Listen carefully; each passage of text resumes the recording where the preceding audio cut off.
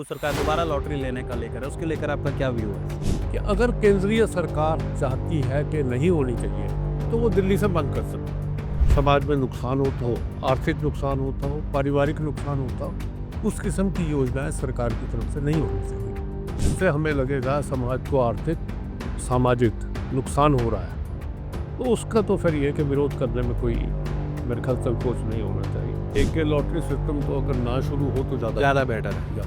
तो ये कि जो पिछला कॉरपोरेशन है इसमें कांग्रेस बीजेपी वाली बात तो खत्म ही कर दी थी इन लोगों ने। जी बिल्कुल। और बीजेपी तो अपने आप में पॉलिटिकल पार्टी नहीं है, वो एक ऐसी संस्था की जो कहते हैं हमने पॉलिटिक्स से कुछ भी नहीं लेना देना है, उनकी फ्रंट ऑर्गेनाइजेशन है। अब वो यूथ को जोड़ने में कांग्रेस कहीं ना कहीं तो पिछड़ी रही है सर। बहुत सारे ऐसे मुद्दे होते हैं जहाँ पे मुझे ऐसा लगता है कि कहीं ना कहीं चूक जाता है विपक्ष। मैं तो अब 2 साल से टीवी नहीं देखता हूँ। क्या आपको खबर ही कोई ठीक नहीं मिल रही? कैसे देखते हैं आप कांग्रेस की स्थिति इस वक्त कैसी है?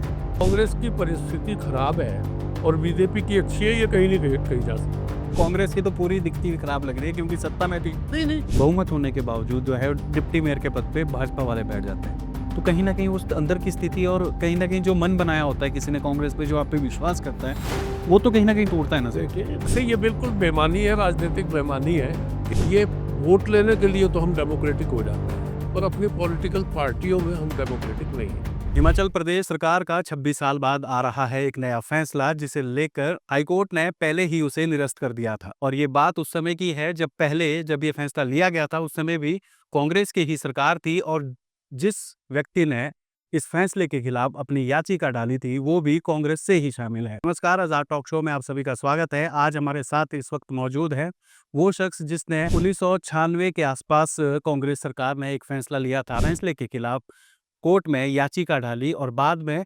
याचिका का जो निर्णय है वो उनके फेवर में आया है। हम बात कर रहे हैं कुल राकेश पंत जी की। हमारे साथ मौजूद है, वरिष्ठ कांग्रेस नेता है, सोलन में नगर परिषद के पूर्व चेयरमैन भी रहे हैं। कुछ सरकार का लॉटरी को लेकर एक वो निर्णय आया है कि लॉटरी सिस्टम है वो दोबारा से शुरू किया जाएगा। 1996 के आसपास ये पहले भी ये लॉटरी सिस्टम चला था और वीरभद्र की सरकार उस वक्त होती थी।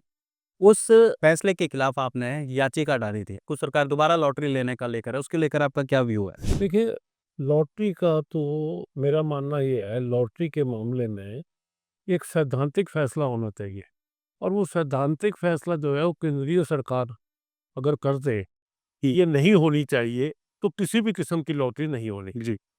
पर जिस समय मैंने ये बिल पिटीशन डाली थी उसमें एक नई किस्म की लॉटरी चली थी जो हर 15-20 मिनट बाद या आधे घंटे बाद खुलता था, आखिरी नंबर होता जी।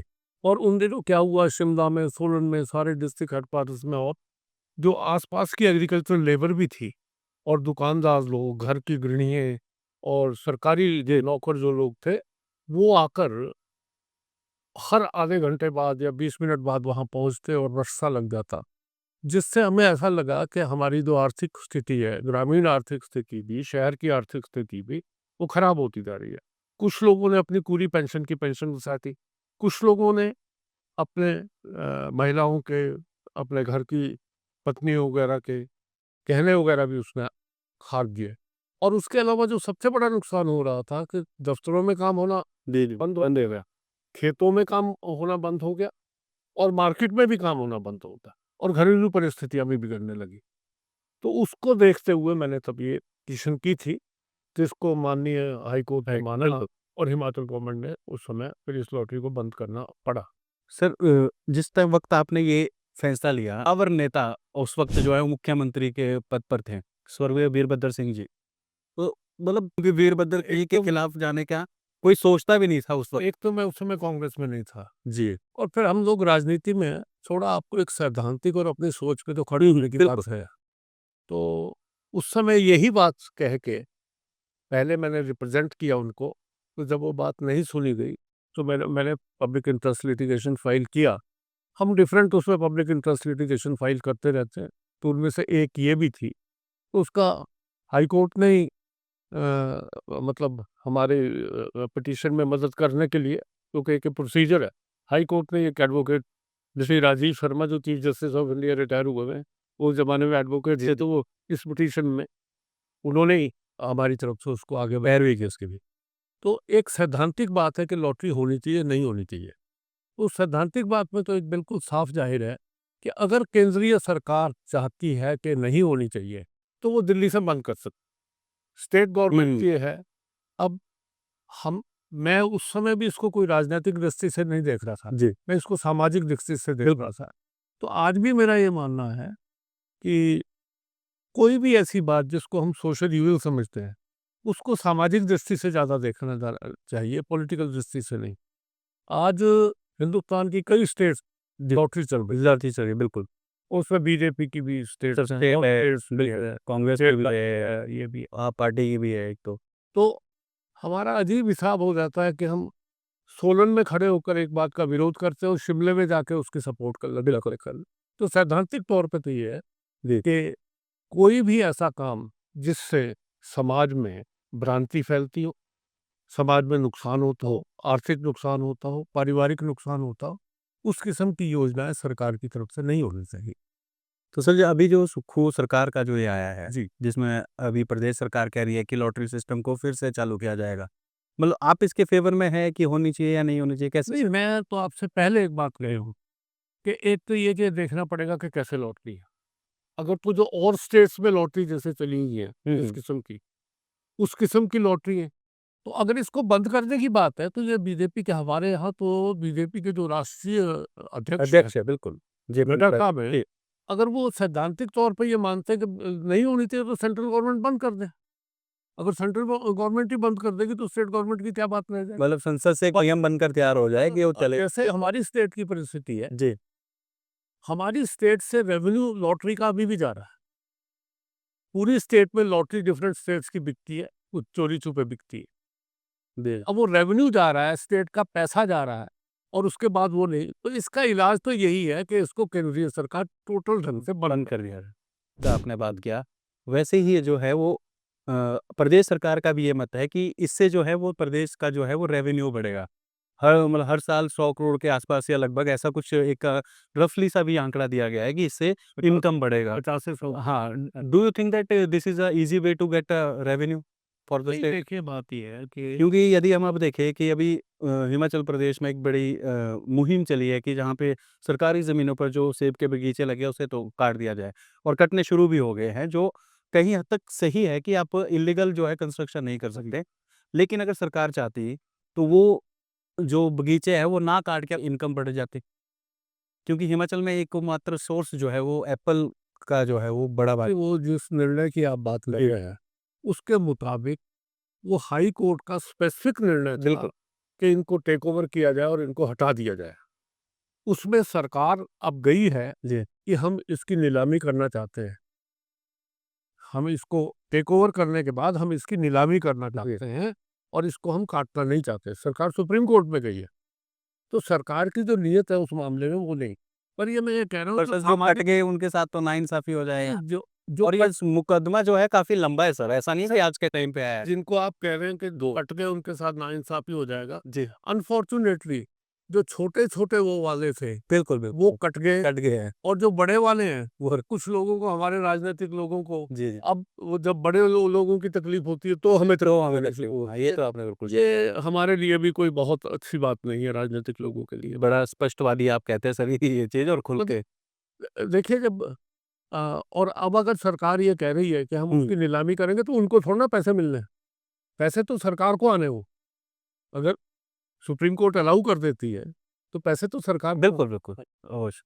एक चीज़ और सर, अगर लॉटरी सिस्टम भी शुरू हो जाता है, रेवेन्यू भी आ जाता है, जिससे अभी विपक्ष जो है वो प्रदेश सरकार को है काफ़ी घेर रही है कि इन्होंने वादा किया था 1500 नहीं दिए और रेवेन्यू जब आ जाएगा तो 1500 शायद अब जो है वो सरकार दे पाएगी। नहीं, देखिए बात ये है कि जहाँ तक सरकार के वादों की बात है, शायद विपक्ष के लोग ये समझ रहे हैं कि जो आम जनता है उनको पता नहीं लगता जी, बिल्कुल। कि इन्होंने जो 5 साल पहले वादे किए थे, हाँ, हाँ। वो एक तो 5 साल के लिए वादे होते हैं। 5 साल के बाद आप ये कह सकते हैं कि ये हुआ ही नहीं। नहीं हुआ।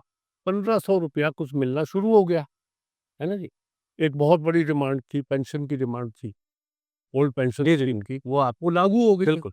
अभी 3-4 दिन पहले माननीय मुख्यमंत्री जी ने ये भी कह दिया कि जो इलेक्ट्रिसिटी बोर्ड के एम्प्लॉयी है, उनको भी जो है ओल्ड पेंशन स्कीम है वो दी जाएगी। तो एक बड़ी स्कीम वो हो गई। और भी जो पर सर बहुत सारे ऐसे जो पद हैं, सरकारी पद हैं, जो प्रमोशनें होनी थी, वो सरकार ने वो मतलब पेंशन तो दी, लेकिन जो वो प्रमोशन होके आगे जानी थी, वो पोस्ट ही जो है वो डिलीट कर दी है, एक काफ़ी विभागों से। देखिए, पोस्टों की डिलीशन का तो जो सारा मामला है, जी। ये केंद्रीय सरकार से जुड़ा हुआ। जब केंद्रीय सरकार प्राइवेटाइजेशन को आगे बढ़ाती है, तो सरकार के पास चॉइस नहीं रहेगा। केंद्रीय सरकार अगर ये चाहे कि प्राइवेटाइजेशन नहीं होना चाहिए, तो नीचे की सरकारें तो कुछ करने के वो नहीं। केंद्रीय सरकार जब चीज़ों को आउटसोर्सिंग कर रही है, सब कुछ कर रही है, तो यहाँ चॉइस नहीं बचती। जी। 2004 में भी जब ये पेंशन बंद हुई थी, तो ये केंद्रीय सरकार ने अंडर प्रेशर बंद करा दी। जैसे आपने कहा कि जो ये लॉटरी सिस्टम है, अब देखना पड़ेगा कि इसमें नया क्या रूल एंड रेगुलेशन सेट किए जाते हैं। अगर फिर भी जैसे मान लो लॉटरी सिस्टम लागू कर देती है सरकार, क्योंकि सरकार करने की तैयारी में है इसे, और रूल एंड नियम के हिसाब से अगर आपको लगता है कि ये फिट नहीं हो रहा है और फिर वही जो है वो अगर समाज के अगेंस्ट है, तो फिर आप फिर कोर्ट का रुख करेंगे। अगर जो समाज जिससे हमें लगेगा समाज को आर्थिक सामाजिक नुकसान हो रहा है, तो उसका तो फिर ये है कि विरोध करने में कोई मेरे ख्याल संकोच नहीं होना चाहिए। और जो पॉलिटिकल लीडरशिप में भी लोग हैं उनसे भी नहीं। पर मैं तो इसका इलाज बता रहा हूँ आपको कि केंद्रीय सरकार बंद कर दे। हाँ, एक फॉर्मेट जो है। देखिए, हमारे यहाँ से पैसे अगर पंजाब को जा रहे हैं, हरियाणा को जा रहे हैं जी, लॉटरी को, बिल्कुल। है जी, दिल्ली में जा रहे हैं, तब तो ये कह रहे हैं ठीक है। और अगर हमारे इसमें जो हो रहा हाँ, तो कहते हैं मैं फिर भी लॉटरी का यहाँ समर्थन नहीं कर रहा हूँ। कि आपको क्या लगता है कि अगर सिस्टम शुरू भी हो रहा है, क्या रूल एंड नॉर्म्स जो है वो लॉटरी सिस्टम में होने चाहिए लॉटरी या होनी ही नहीं चाहिए? एक लॉटरी सिस्टम तो अगर ना शुरू हो तो ज़्यादा बेटर है। ज़्यादा बेहतर है। पर ये लॉटरी सिस्टम आप तब तक नहीं बंद कर सकते, जैसे ऑर्गेनिक और अनऑर्गेनिक खाद की बात है, कि आप लोगों को कह रहे हैं जी ऑर्गेनिक आप वो करिए, और दूसरी साइड केमिकल वाली आप जो है वो हो रहे हैं, जी, तो वो चलेगा ही नहीं सिस्टम। बिल्कुल। तो ऐसे ये बिल्कुल बेईमानी है, राजनीतिक बेईमानी है कि एक जगह आप कहो कि चलाओ और दूसरी जगह कहो कि ना चलाओ। सर अगर बात करें प्रदेश सरकार की, हाँ, प्रदेश में संगठन के लेकर जो है वो काफ़ी बातें उठ रही हैं। जी। नया प्रदेश अध्यक्ष बनने तो अभी तक नहीं बने, पुराने से ही चले हैं। पुराने प्रदेश अध्यक्ष है वो कई बार जो है वो सरकार की गतिविधियों पर और मनमानियों पर जो है वो सवाल भी खड़े कर चुके हैं। कैसे आप देखते हैं? क्योंकि लोगों के बीच जो मैसेज है वो तो बड़ा ही गलत जाता है और विपक्ष घेरता भी है इसमें और कहीं न कहीं उससे जो है वो कांग्रेस की स्थिति कमज़ोर भी होती हुई दिखती है। देखिए, संगठन तो जितनी जल्दी बने उतना जल्दी सर अच्छा है। टाइम बहुत ज़्यादा निकल गया। आप 22 से बिल्कुल 25 ठीक हो कह चुका है रहे और हैं, ये बहुत टाइम निकल 2 गया। साल बाद फिर चुनाव आ जाएँगे। इसकी कोई जस्टिफिकेशन नहीं। जी, बिल्कुल। पर बेसिकली अगर स्पष्ट रूप से कहा जाए, हिंदुस्तान में जो पॉलिटिकल पार्टी है, ये वोट लेने के लिए तो हम डेमोक्रेटिक हो जाते हैं, पर अपनी पॉलिटिकल पार्टियों में हम डेमोक्रेटिक नहीं है। आप बताइए कि बीजेपी के राष्ट्रीय अध्यक्ष का चुनाव बिल्कुल, चुनाव हुआ ही नहीं। बिल्कुल, कब सही से कह रहे हैं लटक रहा है? आप। बहुत कब समय से लटक रहा है?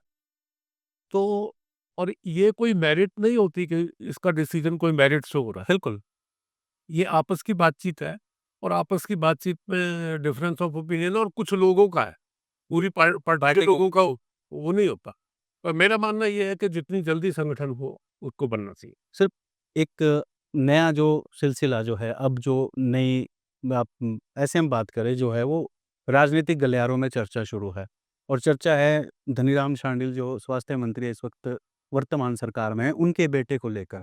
क्योंकि हर जगह वो दौरे कर रहे हैं, जी, लोगों से मिल रहे हैं, जो कि अच्छी बात है, एक सामाजिक कार्यकर्ता के तौर पर अभी वो मिल रहे हैं। जी। लेकिन जो राजनीतिक विश्लेषक है या हम जैसे लोग हैं, हम उन्हें कहीं न कहीं जो है राजनीति से जोड़ रहे हैं कि अगले वो जो है वो एमएलए के दावेदार यहाँ पर हैं। जी, और शायद कहीं न कहीं जो है वो शांडिल साहब ने भी एक छोटे मेले में ये कहा था कि अगले जो है वो ये होंगे, मैं चुनाव नहीं लड़ूँगा। हालाँकि उन्होंने अपना कहा था तो कहीं न कहीं जोड़ दिया गया है। अगर संजय शांडिल को मिलता है अगला टिकट, कैसे देखते हैं आप इसे? एक पैराशूट एंट्री हालाँकि हर पार्टी में होता है, even in BJP also, but आप कैसे देखते हैं? देखिए, जहाँ तक ये किसी इंडिविजुअल को मैं डिस्कस करना बहुत उचित नहीं समझता, पर आपने कहा तो उसमें ये ठीक है कि वो आजकल कांग्रेस की उसने सभाओं में जी। दिख रहे हैं, और वो अपनी हाज़िरी भी लगा रहे हैं। वो कोई भी दिख सकता है, कोई बड़ी बात नहीं। कोई भी दिख सकता हुँ। है। और ये जो पैराशूट की बात है, पैराशूट तो बीजेपी के हाँ, कई बीजेपी में भी होता है नो डाउट्स। और जगह भी जो आए हैं, हम ये कहें कि जो उनके यहाँ हो रहा है और हमारे यहाँ जो हो रहा है वो नहीं हो रहा है, ऐसा ऐसा कुछ नहीं है, हर जगह हो रहा है। क्योंकि ये राजनीति कोई बहुत सैद्धांतिक नहीं चाहिए, ये और किस्म का काम चला हुआ है ना जी? तो अगर वो आए हैं और वो लोगों के बीच जा रहे हैं और संवैधानिक तरीके से जा रहे हैं, बिल्कुल, तो कोई हर्ज नहीं है। हर्ज नहीं। और अगर कांग्रेस पार्टी उन्हें टिकट देगी, तो कांग्रेस के लोग उनको सपोर्ट कर। बाकी ये है कि एक स्टेज पे कर्नल धनीराम शांडिल भी जो आए थे, हाँ, वो भी एक नए चेहरे थे। थे, किसी ने उनको टिकट दिया, उन्होंने अपनी योग्यता से आगे चीज़ों को बिल्कुल, बढ़ाया। बिल्कुल। तो मैं समझता हूँ कि बाकी ये जो एस्पायरेंट हैं और पुराने लोग, जी, जी, जी, जी। उनको ये महसूस होना, तो कोई एक्स्ट्रा कॉन्स्टिट्यूशनल एक्टिविटी नहीं होनी चाहिए। बिल्कुल, बिल्कुल। बाकी तो बाकी फिक्स उनका हक अच्छा है, उनका जी। अधिकार है। आपने सर अभी ज़िक्र किया था कि गैर संवैधानिक दायरे में रहकर जो है वो राजनीति नहीं चल रही है। वैसा ही एक बड़ा जो है वो अ, गंभीर आरोप जो है विद सबूतों के साथ जो है राहुल गांधी ने दिया। काफ़ी लंबे समय से ईवीएम पर सवाल हो रहे थे और चुनाव आयोग पर भी होने लगे थे और अब जो है वो वोटों की गड़बड़ी जो है वो सामने आ रही है कि वोटर लिस्ट में कई फर्जी वोटर पाए गए। इसे क्या ये कहना चाहेंगे? पहले जो बात ये थी कि पहले ये भ्रम था। जी, बिल्कुल। अब पिछले 15-20 दिन की डेवलपमेंट के बाद ये हो गया कि कहीं न कहीं गड़बड़ है। और ये गड़बड़ है, इसकी जो लोगों के दिमाग में शंका पूरे ढंग से भर गई है, उसकी ज़िम्मेवारी राहुल गांधी की नहीं है। राहुल गांधी ने तो एक इश्यू उठाया, पर जो इलेक्शन कमीशन का रोल है बिल्कुल। और जिस ढंग से सरकार ने कि जी इलेक्शन कमीशन के लिए लॉ चेंज कर लिया कि कैसे सेलेक्ट होगा, कैसे नहीं होगा। बिल्कुल। अच्छा, इलेक्शन की डेट्स कैसे अनाउंस होती हैं और जिस ढंग से पीछे ये है कि जी हम ये दिखाएँगे, ये नहीं अपने रिकॉर्ड को ही कह रहे हैं कि जी ये इस पे आप एफिडेविट फाइल करिए। तो अपना रिकॉर्ड भी अगर वो अच्छा फिर वेबसाइट से हटा देना उस रिकॉर्ड को। तो इन सारी बातों से शंका बढ़ रही है कि इलेक्शन कमीशन वो सारे काम कर रहा है जो उसे नहीं करने चाहिए और जो करना चाहिए वो काम नहीं कर रहा है। तो इससे शंका बढ़ रही है। सर देखिए आप आज भी शंका कह रहे हैं, राहुल गांधी दावा ठोक के कह रहे हैं कि ये चोरी है। नहीं, मैं तो राहुल गांधी तो विद प्रूफ हाँ, मैंने तो वो करके कर दिया है। बिल्कुल। और वो कह रहे हैं ये चोरी है। और जो पहले लोग इस बात को नहीं मानते थे, उन सब के मन में भी ये शंका हो गई है जी, जी, कि भई कहीं न कहीं जी, गड़बड़ हो रही है। बिल्कुल। और उसका कारण और कोई नहीं है। उसका कारण ये है कि जब इलेक्शन कमीशन से सवाल किया जाता है, तो बीजेपी की लीडरशिप उसका जवाब देती है। बीजेपी से एफ़िलिएटेड लोग भी एक बात लग गए हैं कहने कि भई इलेक्शन कमीशन की ये ज़िम्मेवारी है कि इस पे जाँच कराए। ये चेंज है, जो रेडिकल जी, जी। चेंज आया है राहुल गांधी जी के उठाने के बाद, कि पहले तो ये है कि बीजेपी के लोग जो भी राहुल गांधी कहते थे कि जी ये ऐसे बकवास है, हाँ, बिल्कुल। उनके कोई मंत्री सीरियस नहीं ले रहा था। अब आप ये देखिए कि पिछले 15 दिन में जब बीजेपी या उनके समर्थक लोग और या आरएसएस के डिफरेंट जो ऑर्गेनाइजेशन है 35 उनके लोग भी जी, बीच में से ये वोकली लग गए कहने कि जी इसकी इंक्वायरी क्यों नहीं करा लेते। बिल्कुल। भाई एक आदमी ने कहा जी आपने चोरी की है तो आपको जी आप एफिडेविट फाइल करो, बावजूद इसके कि पुलिस का काम तो चोरी पकड़ने का। एफआईआर दर्ज हुँ। हो गई और रिकॉर्ड आपका है। सर ये आपने बड़ा सही कहा लेकिन मैं अगर 2014 से पहले की यदि ये बात देखता हूँ जब सेंटर में कांग्रेस थी और इस तरह का कोई भी ऐसा कुछ मुद्दा मिल जाता था तो भाजपा बहुत जोरों-शोरों से उसका विरोध करती थी। पिछले काफ़ी लंबे समय से मैं जेन्युइन इसके तौर पे देखता हूँ not that I like BJP और कांग्रेस जी, बट ऐसे में अगर न्यूट्रल तौर पे भी देखता हूँ तो ये इसका जो विपक्ष की भूमिका होती है ना सर, संसद में अब बहुत अच्छे तरीके से जो है वो कांग्रेस मुद्दा रखती है, लेकिन वो सड़कों पे कम दिखता है, जो लोगों को दिखना चाहिए क्योंकि सर देखिए अब पिछले इतने दिनों से ये बात चली है, कहीं हमने वो जोरदार उग्र प्रदर्शन नहीं देखा है। आप बात ठीक कह रहे हैं कि जो इस पर इमीडिएट जी, रिएक्शन इमीडिएट रिएक्शन और जो होना चाहिए। पर वैसे जी, देखिए एक एजिटेशन की प्रोसेस को बढ़ाने के लिए कांग्रेस बिल्कुल, पार्टी तो का फील्ड एजिटेशन और बीजेपी के एजिटेशन में फर्क है। कैसे? कांग्रेस का आदमी अब मैं कांग्रेस का जी, मैं आपके साथ बैठ के लॉटरी के खिलाफ बात कर रहा हूँ। क्या बीजेपी में कभी कोई सोच सकते हैं आप बात? आप बताइए तो बीजेपी में कभी कोई सोच सकता है ऐसी बात के और मैं कह रहा हूँ कि जी हाँ, लॉटरी ठीक नहीं है। जबकि हमारी पार्टी लग और मेरे खिलाफ कोई कुछ नहीं बोल रहा। मेरे खिलाफ मेरी पार्टी जी, का आदमी कहीं कोई कुछ नहीं बोल रहा।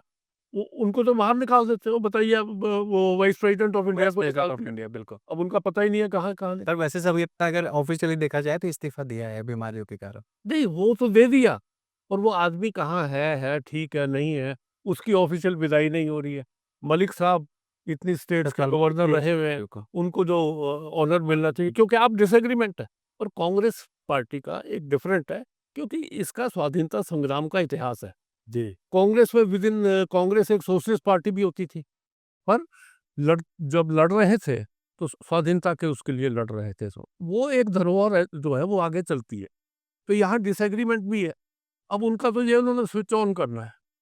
तो वो जो आरएसएस से जुड़ी हुई संस्थाएं, हाँ जी चोर है तो चोर है, चोर है तो चोर है, उनसे और हमसे मतलब कांग्रेस पार्टी को और बीजेपी को वो नहीं करते।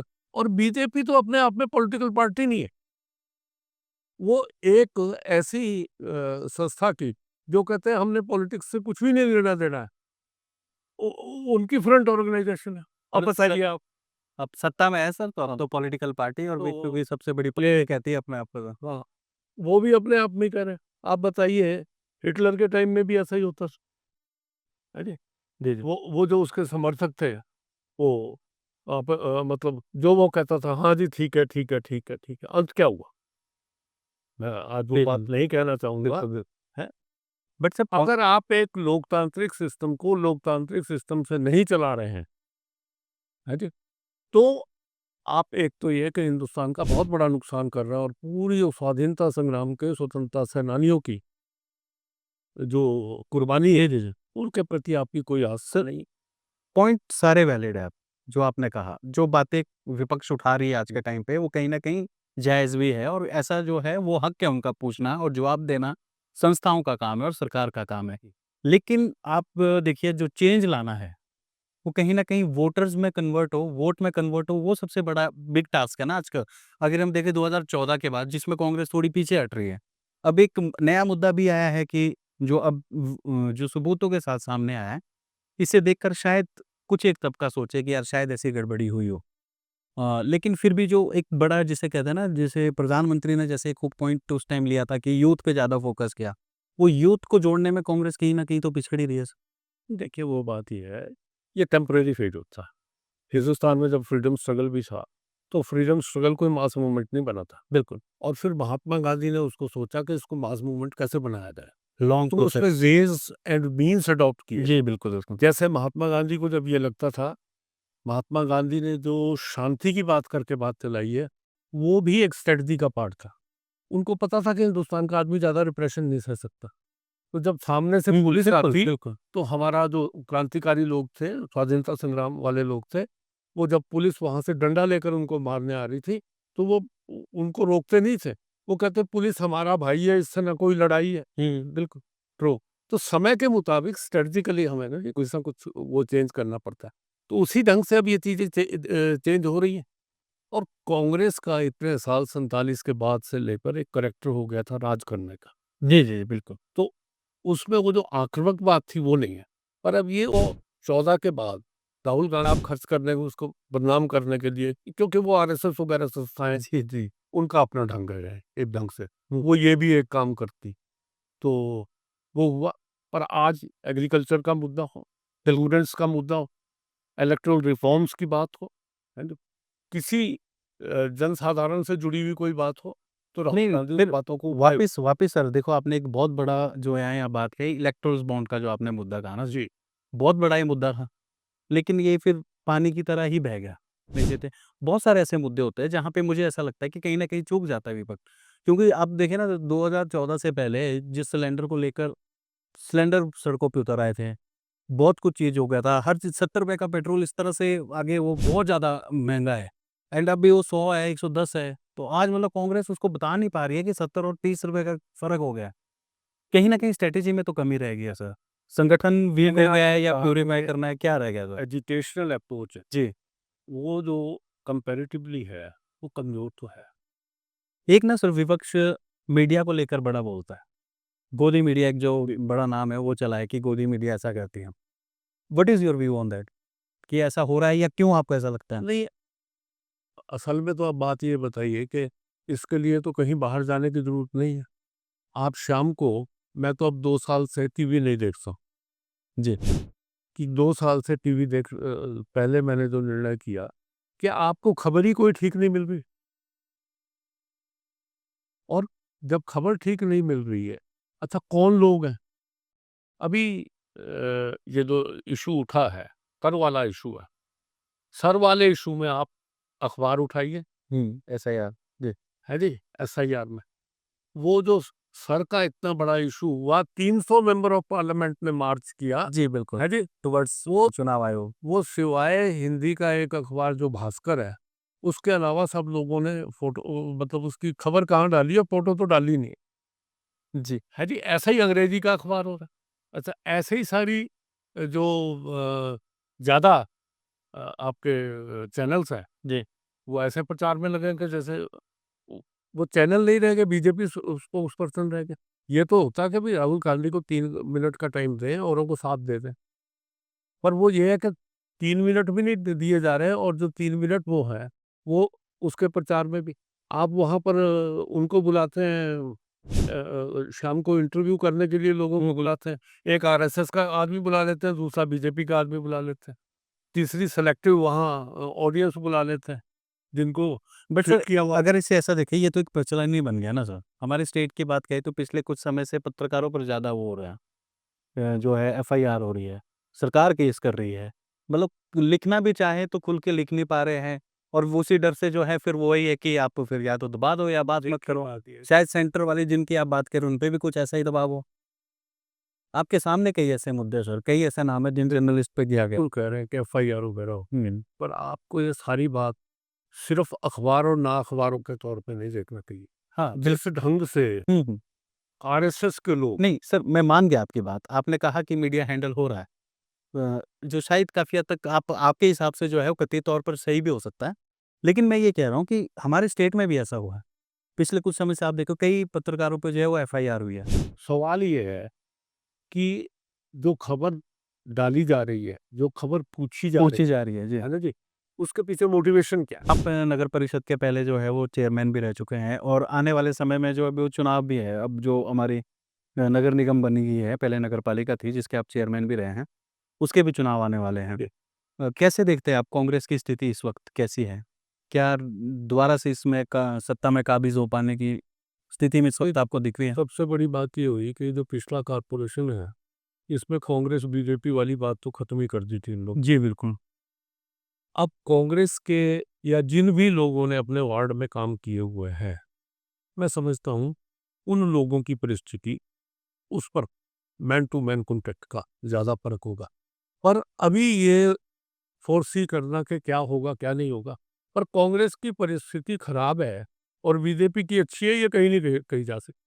नहीं, ये ऐसा क्यों सर? क्योंकि कांग्रेस की तो पूरी दिखती हुई खराब लग रही है, क्योंकि सत्ता में थी। नहीं, नहीं। और जो वादे थे, जैसे पानी का वादा था सर, वो पानी का वादा भी अब शायद जल शक्ति विभाग को ही चल छोड़ दिया गया है उसके ऊपर ही, जो भी पीछे कुछ नहीं, खबरें हैं। जो किया गया था, वो मेरा ख़्याल हमारे ही यहाँ जिन्होंने इलेक्शन मैनिफेस्टो बनाया था, उन्होंने बेसिक्स बात को सोचा ही नहीं।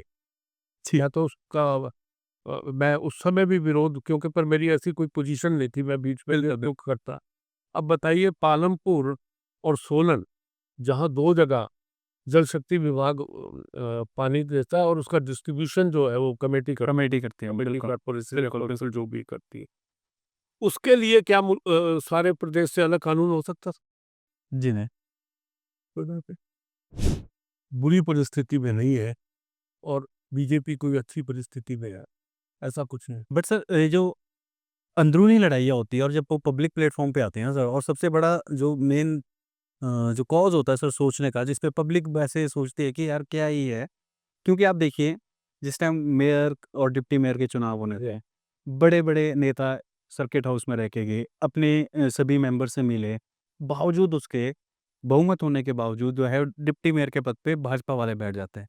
तो कहीं न कहीं उस अंदर की स्थिति, और कहीं न कहीं जो मन बनाया होता है किसी ने कांग्रेस पे, जो आप पे विश्वास करता है, वो तो कहीं न कहीं टूटता है ना सर। देखिए, जनरल पब्लिक की तो बात छोड़िए आप, वर्कर्स का विश्वास टूटता है। जी, बिल्कुल, वही मैं कह रहा हूँ हाँ, आप कि ठीक है, जिन्होंने मेहनत की थी, डोर टू डोर गए थे, दिन-रात एक उनका विश्वास टूटता है जी, बिल्कुल। ना जी। ये तो, इसमें ये कहना कि जी उससे विश्वास बढ़ा है, ये कैसे हो सकता है? जी, विश्वास टूटता है, और ये अनैतिक हरकत है, कोई नैतिक हरकत थोड़ी नहीं।